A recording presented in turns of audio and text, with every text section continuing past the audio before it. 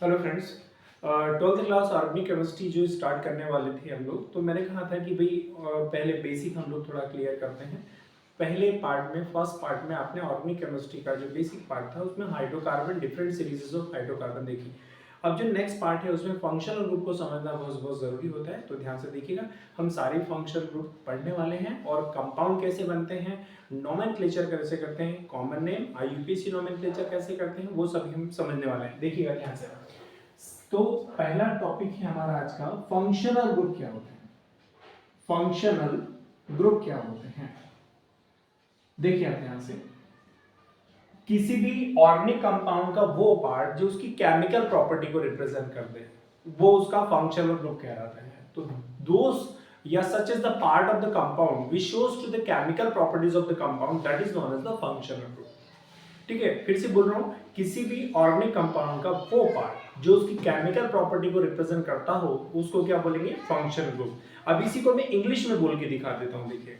such as the part of the organic compound which shows to the chemical properties of the compound, that is called functional group। मैं example लेके दिखा देता हूं, ध्यान से सुनिएगा।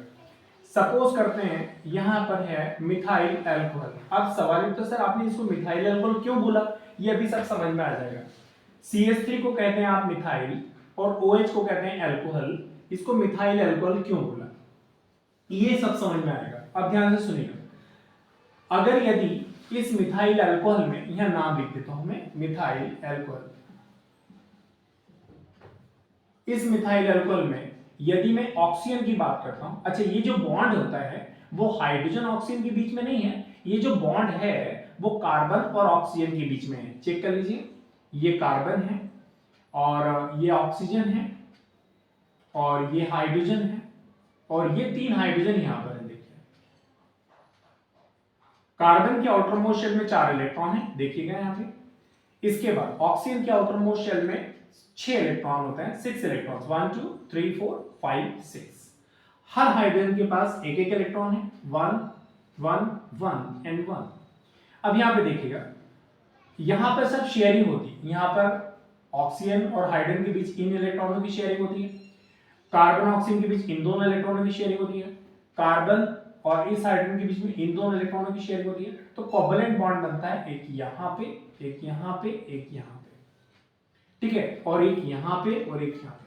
तो ये हो गया आपके पास CH3 और ये हो गया सिंगल बॉन्ड और ये हो गया पूरा OH, जिसको अल्कोहल ग्रुप बोल सकते हैं। इसको फिनोलिक ग्रुप भी कहते हैं, लेकिन बाद में पढ़ने वाले हैं हम लोग। देखिए OH को अल्कोहल ग्रुप भी बोल सकते हैं, फिनोलिक ग्रुप भी कह सकते हैं। मैं बता देता हूं, ये जो मैंने कल कहा था कि R जो होते हैं एल्काइल रेडिकल्स होते हैं, एल्काइल रेडिकल को R से इंडिकेट करते हैं, और जो होते हैं methyl, C2H5 methyl, C3H7 propyl, C4H9 butyl, ये सारे एल्काइल रेडिकल्स कहलाते हैं जिनको R के द्वारा इंडिकेट करते हैं।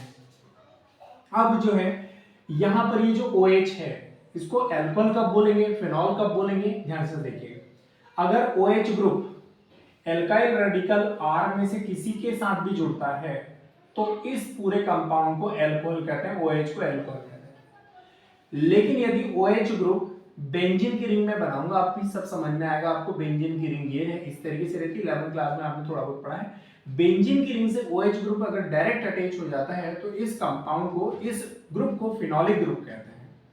ठीक समझ में आ रहा है। यहां पर ये OH है, अल्कोहल के नाम से जाना जाएगा। जब OH R के साथ जुड़ा हो, एल्काइल रेडिकल के साथ जुड़ा हो, तो OH जो होगा उसको अल्कोहल ग्रुप बोलेंगे। लेकिन अगर OH बेंजीन के साथ जुड़ गया तो उसको बोलेंगे फिनॉल, फिनोलिक ग्रुप कहते हैं। तो यहां पर ये जो मिथाइल अल्कोहल है, इस मिथाइल अल्कोहल में ऑक्सीजन की इलेक्ट्रोनेगेटिविटी ज्यादा है और ये ऑक्सीजन इन दोनों के बीच, कार्बन और ऑक्सीजन के बीच बनने वाले शेयर्ड पेयर ऑफ इलेक्ट्रॉन को क्या करता है, अपनी ओर अट्रैक्ट करता है। ये देखिए, ये CH3 और बॉन्ड OH, यहां पर ये ऑक्सीजन की इलेक्ट्रोनेगेटिविटी ज्यादा होने की वजह से इस ऑक्सीजन ने इस पेयर को अपनी ओर खींच लिया, जिसकी वजह से जब बॉन्ड टूटेगा तो ये साइड में से टूटेगा। बॉन्ड साइड में, कोवैलेंट बॉन्ड साइड में से जब ब्रेक होता है, इलेक्ट्रॉन पेयर किसी भी एक एटम की ओर परमानेंट शिफ्ट हो जाते हैं, तब इस बॉन्ड क्लीवेज को, बॉन्ड फिजन को हेटेरोटिक बॉन्ड फिजन कहते हैं। लेकिन अगर मैंने मान लिया ये क्लोरीन के बीच में कोवैलेंट बॉन्ड बना होता है, एक इलेक्ट्रॉन क्लोरीन का, ये वाला इलेक्ट्रॉन इस क्लोरीन का। अगर बॉन्ड कोवलेंट बॉन्ड बीच में से ब्रेक होता है कि ये इलेक्ट्रॉन इसके पास अलग चला जाए, ये इलेक्ट्रॉन इसका अलग पर चला जाए, तो इस बॉन्ड फिजन को कहते हैं होमोलिटिक बॉन्ड फिजन। अगर बॉन्ड कोवलेंट बॉन्ड बीच में से ब्रेक होता है बेटा तो उसको कहते हैं होमोलिटिक बॉन्ड फिजन, और अगर साइड में से ब्रेक होता है तो हेटेरोलिटिक बॉन्ड फिजन होता है। और ये तभी हो सकता है जब एक इलेक्ट्रोनेगेटिव एलिमेंट जो है इस इलेक्ट्रॉन पेयर को अपनी ओर क्या करते हैं, अट्रैक्ट करता है। तो ये पेयर साइड में जब शिफ्ट होता है तो ये बॉन्ड साइड में से टूटता है। अगर बॉन्ड साइड में से टूटेगा तो हेटेरोलिटिक बॉन्ड फिजन कहलाएगा, फिजन मतलब टूटना। और अगर बीच में से बॉन्ड टूटता है तो इसको कहते हैं होमोलिटिक बॉन्ड फिजन। ठीक है, अब यहाँ पे ध्यान से सुनना, होमोलिटिक बॉन्ड फिजन जब होता है तो यहाँ पर इसको कहते हैं क्लोरीन का फ्री रेडिकल, क्योंकि ये अपने इलेक्ट्रॉन को लेकर के फ्री हो गया, किसी के भी साथ अब ये बॉन्ड बना सकता है। ये क्लोरीन भी अपने इलेक्ट्रॉन को लेके अलग हो गया, तो इसको जो है अपन क्या कह सकते हैं, फ्री रेडिकल। अपना मेन टॉपिक था फंक्शनल ग्रुप। ठीक है, हमने यहाँ दो चीजें एक्स्ट्रा पढ़ ली हैं, एक हेटेरोलिटिक बॉन्ड फिजन और homolytic bond fission. Heterolytic bond fission मतलब साइड में से बॉन्ड टूटना, और होमोलिटिक बॉन्ड फिजन मतलब बीच में से, सेंटर में से बॉन्ड का ब्रेक होना। अब ध्यान से देखिएगा, यहां से अगर बॉन्ड ब्रेक होता है तो ये कार्बन ने अपना इलेक्ट्रॉन इसको दे दिया, ये इलेक्ट्रॉन कार्बन का था जो ऑक्सीजन के पास चला गया, तो ये कार्बन के ऊपर प्लस चार्ज क्रिएट हो जाएगा, तब इस कार्बन को कार्बोकैटायन कहते हैं। और ये जो ऑक्सीजन है, एक्स्ट्रा इलेक्ट्रॉन आने की वजह से यहाँ पर कौन सा चार्ज क्रिएट हो जाएगा, माइनस, तब इसको जो है नेगेटिव आयन कहते हैं, नेगेटिव आयन। अब ध्यान से देखिए, यहां पर ये जो नेगेटिव हाइड्रोक्साइड आयन है, ये मिथाइल अल्कोहल की केमिकल प्रॉपर्टीज को रिप्रेजेंट करेगा, केमिकल प्रॉपर्टीज को रिप्रेजेंट करेगा। और ये जो मिथाइल ग्रुप है वो बॉन्ड CH3 बोलेंगे इसको। ये जो मिथाइल ग्रुप है कार्बोकैटायन, ये मिथाइल अल्कोहल की फिजिकल प्रॉपर्टी को रिप्रेजेंट करता है, फिजिकल प्रॉपर्टीज को रिप्रेजेंट करता है। तो ये जो कंपाउंड का, ये मिथाइल अल्कोहल का ये वो पार्ट है जो उसकी केमिकल प्रॉपर्टीज को रिप्रेजेंट करता है, तब इस पूरे पार्ट को, इस हाइड्रोक्सिल ग्रुप को हम क्या कहते हैं, फंक्शनल ग्रुप कहते हैं। तो डेफिनेशन क्या होती है, ध्यान से सुनना, such as the part of the compound which shows to the chemical properties of the compound, this is called the functional group. किसी भी कंपाउंड का वो पार्ट जो उसकी केमिकल प्रॉपर्टी को रिप्रेजेंट करता है उसको फंक्शनल ग्रुप कहते हैं। तो डेफिनेशन लिख सकते हैं अपन, such as the part of compound, such as the part of compound। अब आगे लिखिएगा, मैं बोल के दिखा रहा हूं, such as the part of compound which shows to the chemical properties of the compound, that is called the functional group। ठीक है बेटा, अब देखिए, आप ये तो होगी डेफिनेशन, ये मैंने एग्जांपल बताया। अब जो फंक्शनल ग्रुप हैं उन्हीं सभी को अपन डिस्क्राइब करने वाले हैं। देखिएगा, फंक्शनल ग्रुप की मैं पूरी सीरीज बना के दिखा रहा हूं आपको, यहां पर हेडिंग डाल देते हैं वापस से, फंक्शनल ग्रुप्स, फंक्शनल ग्रुप। यहां पर हम लिखेंगे सीरियल नंबर, यहां पर हो जाएगा आपका name of functional group, name of functional group. इसके बाद में यहां पर लिखिए उनका फॉर्मूला, फॉर्मुलेज, यहां पर लिख देंगे उनका स्ट्रक्चर, उनके स्ट्रक्चर्स लिखेंगे। स्ट्रक्चर्स लिखने के बाद में फॉर्मुलेज, स्ट्रक्चर्स, और स्ट्रक्चर्स के बाद में जब उनका IUPAC नॉमेनक्लेचर करेंगे तब जो सफिक्स यूज करेंगे उनके लिए, जो प्रीफिक्स यूज करेंगे उनके बारे में यहां पर जानकारी लिख रहे हैं। या तो सफिक्स यूज करेंगे किसी फंक्शनल ग्रुप के लिए, या फिर प्रीफिक्स यूज करेंगे। ठीक है बेटे, देखिए आप ध्यान से, तो ये टेबल बनने वाली है। पहले कॉलम में आपने सीरियल नंबर लिख दिया कि कितने फंक्शन ग्रुप के बारे में जानकारी लेने वाले हैं। इसके बाद में हम फंक्शन ग्रुप के नाम लिखेंगे, यहाँ पे उनके फॉर्मुलेज यहाँ पे लिखेंगे, उनका जो स्ट्रक्चर होगा वो यहाँ पे लिखने वाले हैं, और जो सफिक्स या प्रीफिक्स यूज करेंगे IUPAC नोमेनक्लेचर के लिए वो यहाँ पर लिखने वाले हैं। तो फ्रेंड्स यहाँ पर देखिएगा, मैं पूरी कोशिश कर रहा हूँ कि केमिस्ट्री को आपके लिए इजी बनाऊं। देखिए, पहला होता है chloro functional group, chloro functional group, ठीक है बेटा। दूसरा होता है bromo functional group, bromo function, chloro bromo iodo. एक एक्स्ट्रा जानकारी थोड़ी सी और ले लेते हैं। देखिए, chloro bromo iodo, periodic table जो है मोस्ले ने जो बनाई थी तो उसमें जो 17 ग्रुप है, 17 ग्रुप के एलिमेंट्स को हैलोजन एलिमेंट्स कहते हैं, और हैलोजन एलिमेंट्स को X के द्वारा इंडिकेट करते हैं। अब हैलोजन क्यों बोलते हैं अभी मैं बता रहा हूं। हैलोजन एलिमेंट्स को X के द्वारा इंडिकेट करते हैं जो ग्रुप 17 के हैं, जिनका नाम है फ्लोरीन, क्लोरीन, ब्रोमीन, आयोडीन, एस्टाडीन। ये जो फ्लोरीन, क्लोरीन, ब्रोमीन, आयोडीन, एस्टाडीन से इनको हैलोजन ग्रुप कहते हैं। अब ये हैलोजन का मतलब क्या होता है, ध्यान से सुनना। एक ग्रीक लैंग्वेज का एक वर्ड होता है जिसको हैलोजन कहते हैं। तो हैलोजन का ग्रीक लैंग्वेज में ये मीनिंग निकलता है कि सॉल्ट प्रिपेयरिंग एलिमेंट जितने भी होते हैं उनको हैलोजन के नाम से पुकारा जाएगा। सॉल्ट प्रिपेयरिंग एलिमेंट, जो एलिमेंट सॉल्ट बनाते हैं उनको हम हैलोजन के नाम से पुकारते हैं। और ये सारे एलिमेंट जो हैं सी सॉल्ट प्रिपेयर करते हैं, मतलब समुद्र के पानी के अंदर जो सॉल्ट मिलते हैं वो मैक्सिमम सॉल्ट इनकी वजह से बने होते हैं। जैसे हम घर में जो हमारा जो खाने का नमक होता है सोडियम क्लोराइड, वो उसके अंदर क्लोरीन मिलता है NaCl। ये देखिए एक सॉल्ट हो गया ये, ठीक है। तो ये सारे एलिमेंट मैक्सिमम सॉल्ट प्रिपेयर करते हैं, तो सॉल्ट प्रिपेयरिंग एलिमेंट को हैलोजन कहते हैं। और ये सारे एलिमेंट सॉल्ट प्रिपेयर करते हैं, सी सॉल्ट प्रिपेयर करते हैं, इसीलिए इनको क्या बोलते हैं, हैलोजन के नाम से पुकारते हैं। देखिए तो क्लोरो, ब्रोमो, आयोडो, इसके बाद में सभी के फॉर्मूले भी देखने वाले हैं फ्रेंड्स। क्लोरो, ब्रोमो, आयोडो, इसके बाद में हाइड्रोक्सिल, नेक्स्ट एल्डिहाइड,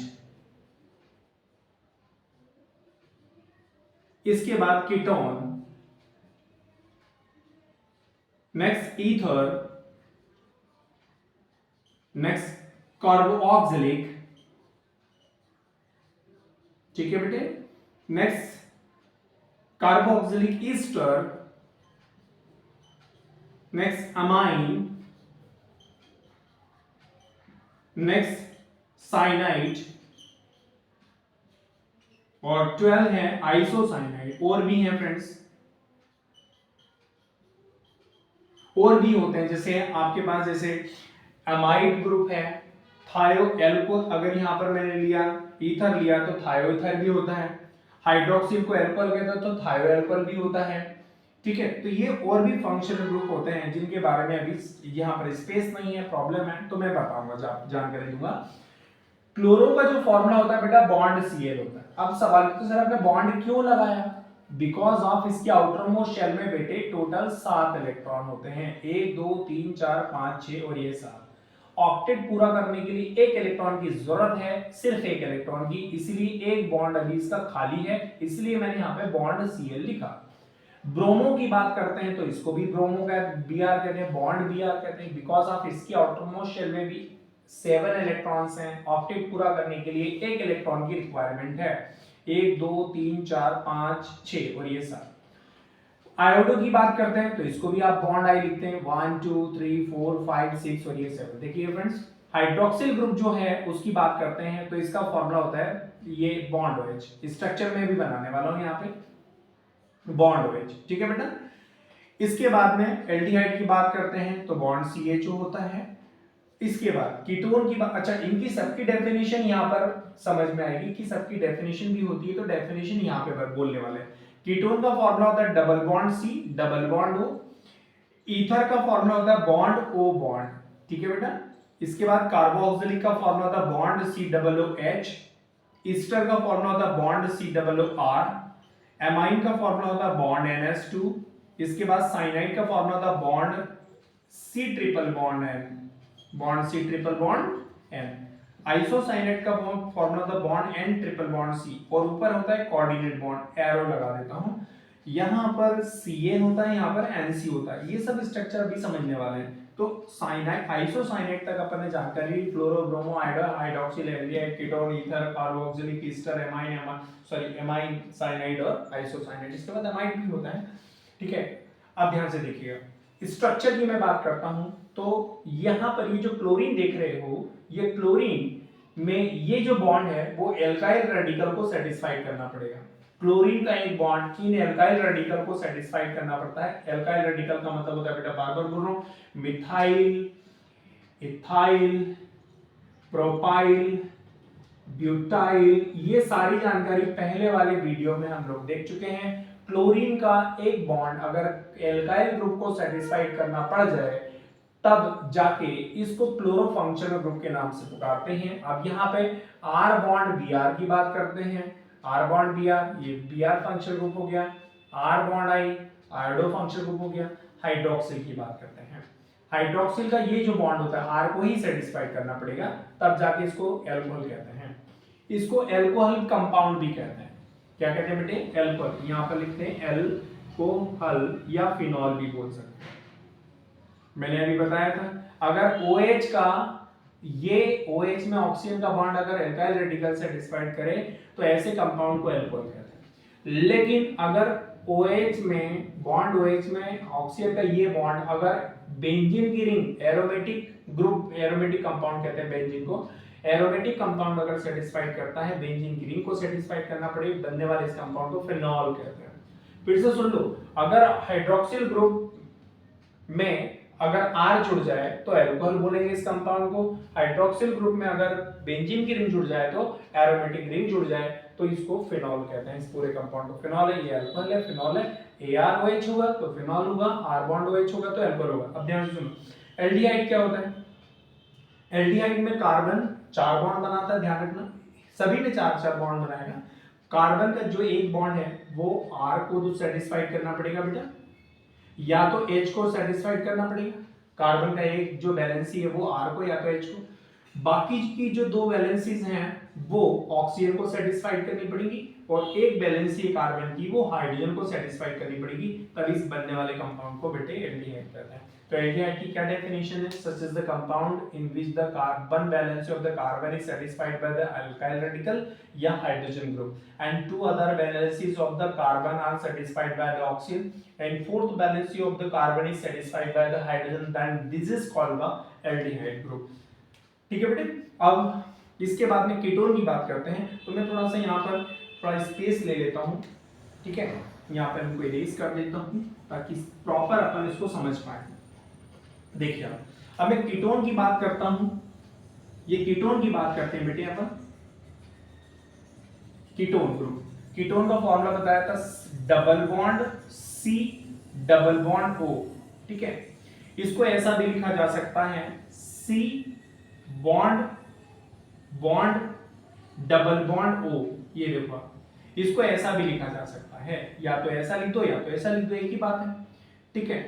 लेकिन कई बार ऐसा होता है कि इसको ऐसा लिखा जाता है किताबों के अंदर बॉन्ड CO बॉन्ड, इसको ऐसा लिखा जा सकता है, लिखा होता है किताबों के अंदर, लेकिन ये गलत है। यहां पर कभी कभी अपने को दिमाग में आता है कि नहीं यार ये जो बॉन्ड है वो ऑक्सीजन ने बनाया, फिर इसके बाद ऑक्सीजन कार्बन से जुड़ा हुआ है और ये कार्बन फिर एक बॉन्ड बनाएगा, ऐसा नहीं होता। ये जो ऑक्सीजन है सिर्फ कार्बन से जुड़ा हुआ है और ये कार्बन के दोनों बॉन्ड आइट साइड होते हैं। तो ये जो कीटोन होता है उसकी क्या डेफिनेशन है मैं बता देता हूं। यहां पर ये तो फॉर्मूला हो गया बेटे, double bond C double bond O।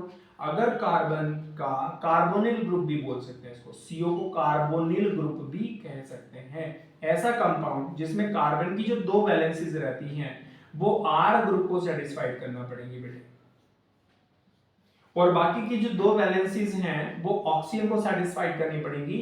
बनने वाले इस कंपाउंड को कीटोन कहते हैं। ये कीटोन हो गया, CO को कीटोन कहते हैं, ये देखो ये कीटोन है।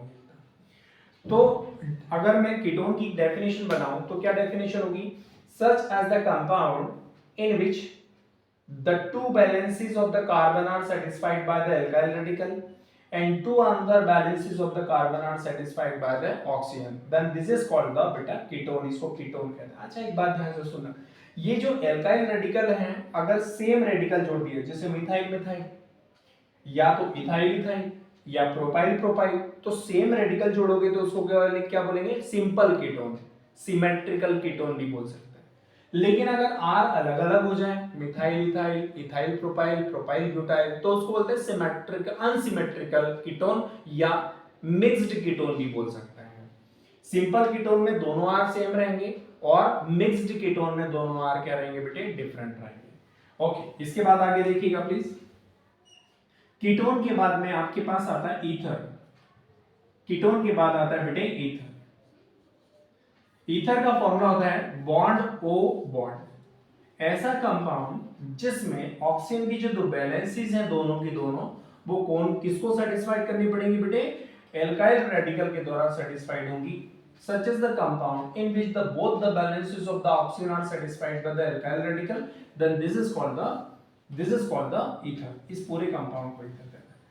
तो ऐसा कंपाउंड जिसमें ऑक्सीजन की जो दो वैलेंसीज होती हैं, दो वैलेंसीज क्यों, फिर से देख लीजिए आप, ऑक्सीजन की दो वैलेंसी क्यों, क्योंकि ऑक्सीजन के पास टोटल बेटे 8 इलेक्ट्रॉन होते हैं, दो के शेल में आते हैं, टोटल इलेक्ट्रॉन ऑक्सीजन के पास 8 होते हैं, ये 8 इलेक्ट्रॉन। के शेल के पास तो 2 इलेक्ट्रॉन हो गए, एल शेल के पास कितने इलेक्ट्रॉन हो गए, 6। अब इसको रिक्वायरमेंट कितने इलेक्ट्रॉनों की है, ऑक्टेट पूरा करने के लिए 2 इलेक्ट्रॉनों की रिक्वायरमेंट है, तो बेटा ये 2 बॉन्ड ही बना पाएगा। आउटर मोस्ट शेल में कितने इलेक्ट्रॉन है, 6 इलेक्ट्रॉन है, तो ऑक्टेट पूरा करने के लिए कितने इलेक्ट्रॉनों की रिक्वायरमेंट है, 2, तो 2 इलेक्ट्रॉन लेके 2 ही बॉन्ड बनाएगा, ठीक है। तो इसीलिए यहां पर ऑक्सीजन ने 2 बॉन्ड बनाए, तो 2 वैलेंसीज हो गई यहां पे। ऑक्सीजन की दोनों वैलेंसीज को कौन सेटिस्फाइड करेगा, एल्काइल रेडिकल, तो बनने वाले इस कंपाउंड को ईथर कहते हैं। तो ईथर की क्या डेफिनेशन होगी बेटा, such is the compound in which the both the valencies of the oxygen are satisfied by the alkyl radical, then this is called the ether. इस पूरे कंपाउंड को ईथर कहते हैं। और ईथर के बाद में मेरे हिसाब से यहाँ पर स्पेस कम है नीचे, तो मैं यहीं पर छोड़ रहा हूँ। इसके बाद आगे जितने भी फंक्शन ग्रुप बचने वाले हैं इनको इरेज करने के बाद अपन समझेंगे। अब यहाँ पर सफिक्स देख लेते हैं बेटे, सफिक्स या प्रीफिक्स। देखो अगर क्लोरो आ जाए फंक्शन ग्रुप तो ये प्रीफिक्स की तरह यूज होता है, chloro methane, chloro ethane. Prefix मतलब जो पहले लगने वाले जो वर्ड होता है, सफिक्स मतलब जो बाद में यूज होने वाले जो वर्ड। अब क्लोरो की बात करता है, chloro methane, chloro ethane, chloro propane, chloro पहले लग रहा है तो ये प्रीफिक्स हो गया, तो यहाँ पर क्लोरो सफिक्स प्रीफिक्स का यूज करेंगे। ब्रोमो प्रीफिक्स का यूज करेंगे, बिहार के लिए bromo prefix, bromo ethane, bromo methane, bromo propane, bromo pentane, ठीक है। मैं अभी बना के भी दिखाऊंगा बेटा, आप टेंशन नहीं करिएगा। मैं अभी जो बोल रहा हूँ ना, bromo ethane, bromo propane, bromo butane, ये कहाँ, ये मैं बोल के दिखाऊंगा आपको, ध्यान से सुनिएगा। इसके बाद में आयोडो, तो आयोडो सफिक्स का use, prefix iodo suffix prefix का यूज करेंगे क्योंकि पहले। इसके बाद में हाइड्रोक्सिल ग्रुप की बात करते हैं, तो अभी इसको नहीं पढ़ रहे हैं बेटा, अपन इसको अभी नहीं पढ़ रहे हैं, अपन सिर्फ हाइड्रोक्सिल अल्कोहल के ग्रुप की बात कर रहे हैं। तो यहाँ पर अल्कोहल ग्रुप के अंदर, चलो ठीक है, इट्स ओके, कोई दिक्कत। जब भी हाइड्रोक्सिल ग्रुप आ जाए ऑल सफिक्स का यूज करना। सफिक्स मतलब बात है, जैसे methanol, ethane all, propane all, butanol, butane all, butanol, propane all, propanol. इस तरीके से जब भी हाइड्रोक्सिल ग्रुप यूज होगा ये, उसके लिए ऑल सफिक्स का यूज करना होता है। फिर एल्डिहाइड के लिए अल सफिक्स का यूज करना, जैसे मीथेनल, प्रोपेनल, ब्यूटेनल, हेक्सेनल, इस तरीके से। कीटोन के लिए ओन सफिक्स का यूज करना बेटा, कीटोन के लिए ओन, ओएन, ओन, जैसे ब्यूटेनोन, पेंटेनोन, हेक्सेनोन, इथेनोन, इस तरीके से। इसके बाद में ईथर के लिए ऑक्सी जो सफिक्स का यूज करेंगे बेटे, किसका यूज, ऑक्सी, जैसे methoxy methane, प्रोपॉक्सी propane, butoxy butane, इस तरीके से अपन ऑक्सी लगाएंगे, ठीक है बेटा। तो ये फंक्शनल ग्रुप हो गए। यहाँ पर फंक्शनल ग्रुप के नेम लिखे हैं, आप इसके फॉर्मूले लिखे हैं, इनके स्ट्रक्चर लिखे हुए हैं और इनके सफिक्स या प्रीफिक्स लिखे हुए। तो एक बात ध्यान रखो बेटा, ये जो स्ट्रक्चर है जब तक समझ में नहीं आएंगे, जब तक आपको याद नहीं होंगे ना बेटा, तो मैं बार बार बोल रहा हूँ कि ऑर्गेनिक केमिस्ट्री की रिएक्शंस को याद करना पड़ेगा।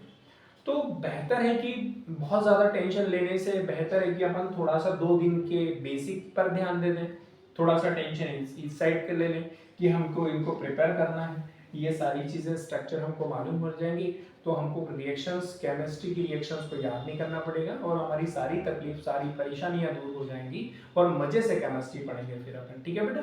इसके बाद के फंक्शन ग्रुप अभी स्टार्ट करने वाले हैं अपन। सबसे पहले आप इसको शूट कर लीजिएगा।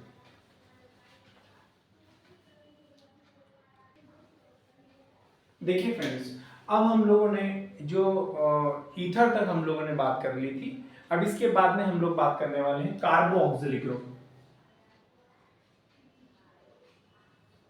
कार्बो ऑक्सिलिक, जिसका फॉर्मूला था bond C double bond O H, C double bond O C, sorry bond C double O H. Carboxylic में bond C double O H होता है। इसके बाद ईस्टर की बात करते हैं।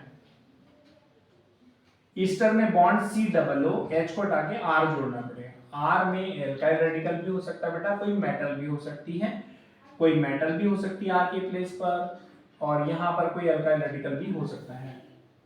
इसके बाद कार्बोक्सिलिक एस्टर, इसके बाद अमाइन की बात करेंगे अपन। अमाइन में बॉन्ड NH2, ठीक है, अमोनिया से बना हुआ ग्रुप है, अमोनिया के मॉलिक्यूल में से एक हाइड्रोजन हटा देंगे तो अमाइन ग्रुप बन जाएगा। इसके बाद अमाइन, अमाइड ग्रुप होता है, बॉन्ड CONH2 जिसको अमाइड ग्रुप कहते हैं बेटे। इसके बाद साइनाइड होता है, cyanide, bond C triple bond N, isocyanide की बात करते हैं। नेक्स्ट आइसोसाइनाइड,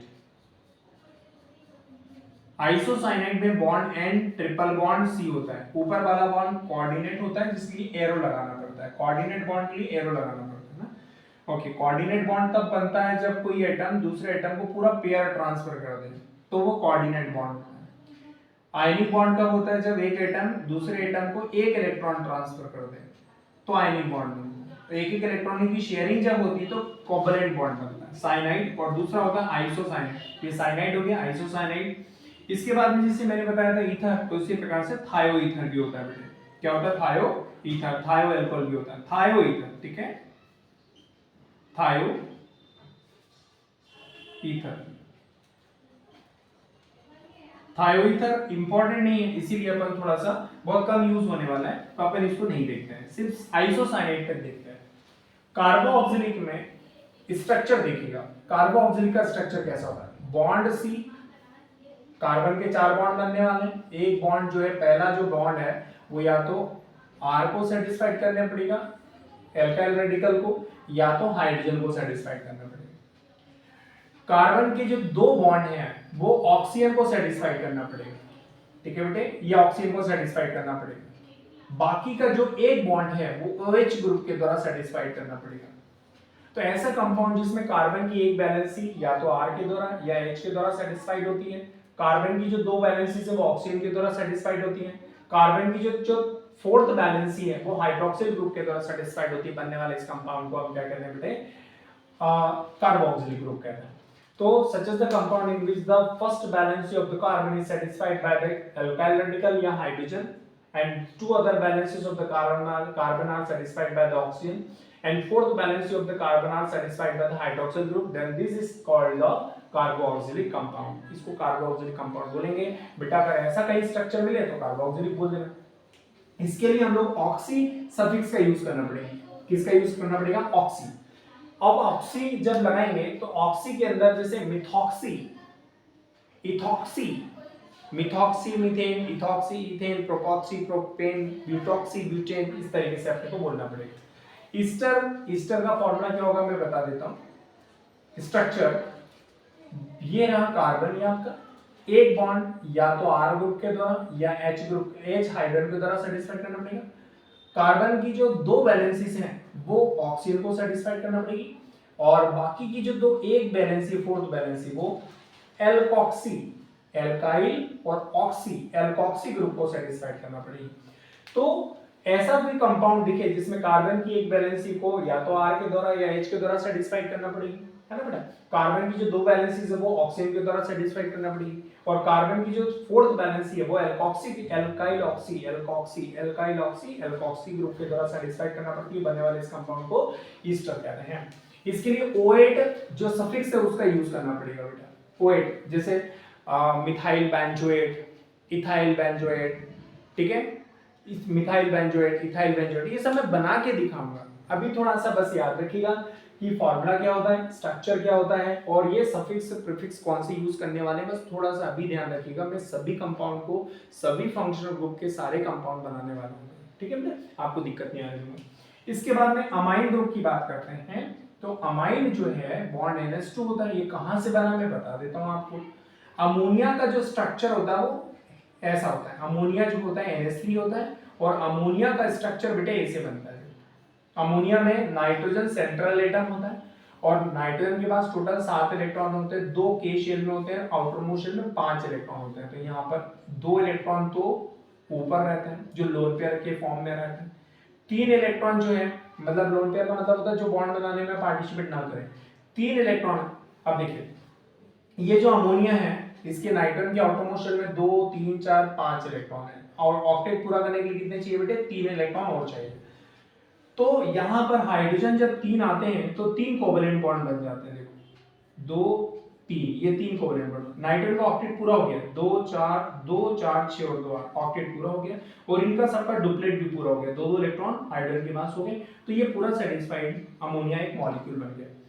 अब लेकिन प्रॉब्लम क्या है, ये जो इलेक्ट्रॉन पेयर है जो बॉन्ड बनाने में पार्टिसिपेट नहीं कर रहा है इसको लोन पेयर ऑफ इलेक्ट्रॉन कहते हैं। तो ये जो लोन पेयर ऑफ इलेक्ट्रॉन है नाइट्रोजन के न्यूक्लियस से काफी दूर होता है, इसीलिए ये नाइट्रोजन अपने इस पेयर को क्या करता है किसी दूसरे को डोनेट कर सकता दे सकता है। अब इसमें एक बात और ध्यान से सुना, अगर मैं यहाँ से एक हाइड्रोजन हटा देता हूँ, यहाँ पर क्या कर देता हूँ बेटे ये हाइड्रोजन हटा देता हूँ यहाँ पर, तो ये जो नाइट्रोजन है इसका ये बॉन्ड क्या बन जाएगा खाली बन जाएगा। तो क्या हो जाएगा बॉन्ड NH2 बॉन्ड NH2 जिसमें यहां पर ये रहा बॉन्ड NH2 ये रहा बॉन्ड NH2 ये रहा NH2 और उसके ऊपर एक लोन पेयर रहता है। ये है अमाइन ग्रुप जिसमें नाइट्रोजन के पास एक बॉन्ड खाली रहेगा 2 हाइड्रोजन भी रहेंगे और नाइट्रोजन के पास एक लोन पेयर भी रहेगा। इसको अमाइन ग्रुप बोलते हैं जो अमोनिया से बना हुआ है।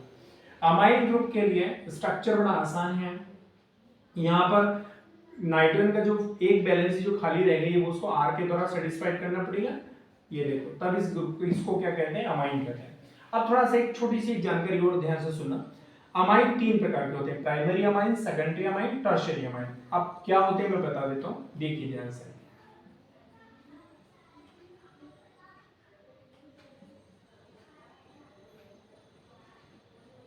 ये देखिए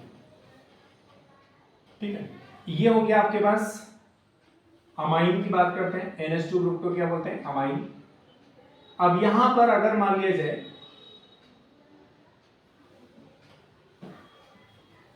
अमोनिया को ही ले लेते हैं, या अमोनिया में ये लोन पेयर होते हैं। अगर यदि मान लिया जाए अगर यहां से एक हाइड्रोजन हटा दो आप और उसकी जगह एक R ग्रुप जोड़ दो तो क्या बन जाएगा RNH2। इसको बोलते हैं प्राइमरी अमाइन क्योंकि एक R जुड़ा हुआ है। इसको इस H को हटाकर एक R और जोड़ दो तो क्या बन जाएगा R2NH। इसको बोलते हैं सेकेंडरी अमाइन। इस H को हटा के एक R और जोड़ दीजिए तो क्या बन जाएगा R3N। इसको कहते हैं टर्शियरी अमाइन। ये होता है tertiary amine, primary amine, secondary amine, tertiary amine, ये होता है। लेकिन ऐसा भी हो सकता है, देखो इधर यहां पर मैंने क्या लिया था CH3 बॉन्ड CH3, इसको इथेन कहते हैं। ठीक है बेटा, अपन आगे चलने वाले 2 मिनट रुकिए। इसको मैं एल्काइल रेडिकल R लिख देता हूं और इसमें से एक हाइड्रोजन हटाकर क्या रख देता हूं NH2 ग्रुप। ये जो NH2 ग्रुप है मैंने यहां पे जो CH3 था उसको R लिख दिया एल्काइल रेडिकल, और यहां पर जो CH3 था दूसरा ये CH3 बॉन्ड CH3, इसमें इसको लिख दिया मैंने R। इस CH3 में से एक हाइड्रोजन को हटाकर अमाइन ग्रुप जोड़ दिया। अब इस अमाइन में बात कर रहा हूं, अमाइन के कार्बन, अमाइन का जो कार्बन ये वाला है, अमाइन ग्रुप इस कार्बन से जुड़ा हुआ है। तो अमाइन ग्रुप जिस कार्बन से जुड़ा हुआ है अगर उस कार्बन से एक R जुड़ा हो तो उसको 1 डिग्री कार्बन कहते हैं। ये कार्बन 1 डिग्री हुआ क्योंकि अमाइन के कार्बन से सिर्फ एक R जुड़ा हुआ तो 1 डिग्री कार्बन, तब इस अमाइन को प्राइमरी अमाइन बोलेंगे। ऐसा भी हो सकता है। अब मैंने क्या किया, इस दो हाइड्रोजन थे, इसमें से एक हाइड्रोजन हटा दिया और उस हाइड्रोजन को हटाने के बाद मैंने क्या किया एक R और जोड़ दिया। मैंने 2 हाइड्रोजन थे यहाँ पे, कार्बन से 2 हाइड्रोजन यहाँ जुड़े हुए हैं, उन दोनों हाइड्रोजन से एक हाइड्रोजन हटा दिया और एक R और जोड़ दिया, तब अमाइन ग्रुप के कार्बन से 2 R जुड़ गए, तब इस कार्बन को सेकेंडरी कार्बन कहते हैं और इसको सेकेंडरी अमाइन कहते हैं। पूरे कंपाउंड अमाइन के कार्बन से एक R जुड़ा हुआ है तो इस पूरे कंपाउंड को प्राइमरी अमाइन कहते हैं। इस हाइड्रोजन को भी हटा दो, एक R ग्रुप और जोड़ दो, 1 2 3 R हो जाएंगे। अब 2 R थे पहले, इस H को हटा के एक R और जोड़ दो तो कार्बन से टोटल कितने R जुड़ गए बेटे, कार्बन से टोटल 3 R जुड़ गए और ये NH2 सेम। यहाँ पर अमाइन के कार्बन से 3 R जुड़े हुए हैं, तब इस कार्बन को अपन क्या कहते हैं बेटे, टर्शियरी कार्बन कहते हैं। अब आगे देखिए, तो मैंने यहां पर ये अमाइन हो गया, तो इसके लिए अमीनो सफिक्स का यूज करेंगे बेटे। किसका? Amino, amino methane, amino ethane, amino propane. Amide, amide का स्ट्रक्चर भी बड़ा आसान है, C डबल बॉन्ड O और बॉन्ड NH2। ये वाला जो कार्बन का एक बॉन्ड जो है वो R को सेटिस्फाइड करना पड़ेगा, कार्बन की जो दो वैलेंसीज हैं वो ऑक्सीजन को सेटिस्फाइड करना पड़ेगी, और कार्बन की जो फोर्थ वैलेंसी वो अमोनिया अमाइन ग्रुप के द्वारा सेटिस्फाइड करना पड़ेगी। बनने वाले इस कंपाउंड को अमाइड कहते हैं। अब यहाँ पर एमिडो, एमाइड ही यूज करते हैं बेटे। क्या यूज करते हैं? अमाइड, अमाइड से एमिडो बनेगा, लेकिन वो बाद में देखेंगे। इसके बाद साइनाइड जब भी आ जाए तो साइनाइड में नाइट्राइल सफिक्स का यूज करेंगे बेटे। क्या? नाइट्राइल। और इसके लिए आइसोनाइट्राइल का यूज करेंगे। अब इनके स्ट्रक्चर, ये CN कैसे बना, NC कैसे बना, उसको भी अपन समझ लेते हैं बेटे। ये अच्छा यहाँ स्ट्रक्चर आने वाला है, सॉरी। कार्बन का जो एक बॉन्ड है वो R को सेटिस्फाइड करना पड़ेगा, बाकी सब सेम रहेगा। कार्बन का ये बॉन्ड जो है R को सेटिस्फाइड करना पड़ेगा, बाकी सब सेम रहेगा। CN है तो साइनाइड बोलेंगे इस कंपाउंड को, अगर NC है तो आइसोसाइनाइड बोलेंगे। अब सवाल उठता है सर, यहाँ पर इसके लिए नाइट्राइल सफिक्स का यूज करेंगे अपन, नाइट्राइल, और इसके लिए जो अगर आइसोसाइनाइड है तो आइसोनाइट्राइल का यूज करेंगे। ये देखो आइसोनाइट्राइल, ठीक है बेटा। तो ये जो है सारे फंक्शन को मैंने बता दिए। अब यहाँ पर अगर इसका स्ट्रक्चर देखें तो स्ट्रक्चर कैसे बनने वाला है, ध्यान से सुनो। कार्बन के पास टोटल इलेक्ट्रॉन 4 होते हैं बेटा, देखो 1 2 3 4, ये हो गए। नाइट्रोजन के पास टोटल इलेक्ट्रॉन 5 होते हैं, 1 2 3 4 5। एल्काइल ग्रुप के कार्बन पर एक इलेक्ट्रॉन है, तो देखो 3 कोवैलेंट बॉन्ड तो ये बन गए, लोन पेयर बचा हुआ है नाइट्रोजन के पास, यहाँ पर एक सिंगल बॉन्ड ये बन गया। अब नाइट्रोजन के पास टोटल इलेक्ट्रॉन कितने होते हैं बेटे, देखिए टोटल तो है 5 इलेक्ट्रॉन, 1 2 3 4 और ये 5 हो गए बेटा, 5 1 2 3 4 5। कार्बन के पास कितने इलेक्ट्रॉन हो गए, 4, 1 2 3 4, ठीक है। अब एल्काइल रेडिकल के कार्बन पर एक इलेक्ट्रॉन, अब होने वाला क्या, कार्बन के पास 2 4 6 इलेक्ट्रॉन है, ऑक्टेट पूरा करने के लिए कितने चाहिए इसको, 2 और चाहिए, ठीक है। अब यहाँ पर नाइट्रोजन की बात करें तो 2 4 6 8 ऑक्टेट पूरा हो गया, इस कार्बन का भी ऑक्टेट पूरा हो गया, लेकिन ये लोन पेयर होता है, और ये लोन पेयर जो है उसके न्यूक्लियस से काफी डिस्टेंस पर है, और फोर्स ऑफ अट्रैक्शन वहां पर न्यूक्लियस और इस इलेक्ट्रॉन पेयर के बीच में कम लग रहा है। तब यहाँ पर कार्बन ये कहता है कि भाई मेरे पास ऑक्टेट पूरा 2 4 6 ऑक्टेट पूरा नहीं हुआ, ये कहता है मेरा ऑक्टेट पूरा हो चुका है, ये कहता है मेरा नहीं हुआ। तो ये नाइट्रोजन ये कहता है कि बेटा तू टेंशन मत ले, मैं तुझे अपना लोन पेयर दे सकता हूं, अपना लोन पेयर दे सकता हूं तेरे ऑक्टेट को पूरा करने के लिए। तो ये पूरा लोन पेयर कहां चला जाएगा, कार्बन के पास यहां आ जाएगा। ये पूरा लोन पेयर जब इधर आ जाएगा तो यहाँ पर इन दोनों लोन पेयर की वजह से यहाँ जो बॉन्ड बनेगा उस बॉन्ड को क्या कहते हैं, कोऑर्डिनेट बॉन्ड बोलते हैं, कोऑर्डिनेट बॉन्ड कहते हैं बेटे। समझ में आ गया सभी को, ये इलेक्ट्रॉन यहाँ शो कर दो आप। तो कोऑर्डिनेट बॉन्ड का सिंबल होता है एरो, ठीक है बेटा, जो तब बनता है जब एक एटम पूरे पेयर को, इलेक्ट्रॉन पूरे पेयर को दूसरे एटम को ट्रांसफर कर दे। तो बेटा ये साइनाइड का स्ट्रक्चर हो गया, आइसोसाइनाइड का स्ट्रक्चर हो गया। स्ट्रक्चर समझने की जरूरत इसलिए है बेटा क्योंकि कई बच्चे जो हैं इनके बेस पर रिएक्शन याद करते हैं, तो रिएक्शन तो याद करनी ही पड़ेगी, लेकिन अगर स्ट्रक्चर समझ लिया तो रिएक्शन को याद करने की जरूरत नहीं पड़ेगी। रिएक्शन को हमको सिर्फ आपको बस स्ट्रक्चर समझना है, ठीक है, और मेन मैकेनिज्म समझना है। तो मैकेनिज्म समझ में आ गया तो रिएक्शन को याद करना नहीं पड़ता है। तो बेटा जल्दी से स्क्रीनशॉट ले लीजिएगा, बिकॉज आप इसके बाद में नेक्स्ट पार्ट में स्टार्ट करने वाले हैं।